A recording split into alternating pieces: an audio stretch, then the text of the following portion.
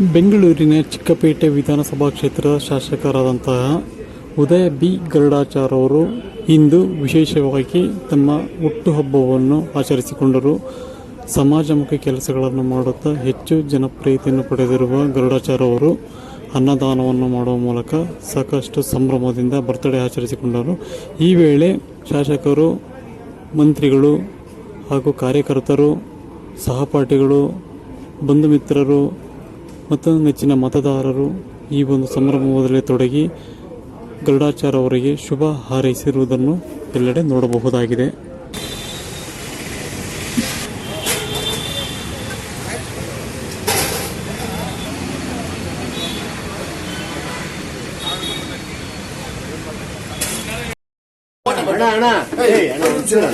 ಪೇಟ ಹಾಕೋಣ. ಯಾರೋ ಇದು ಕೈ ತೆಗಿ ಮರಿ.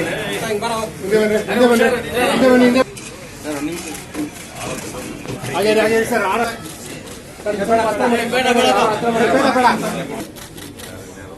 ಧನರಾಜ ಧನರಾಜ ಧನರಾಜ ಧನರಾಜ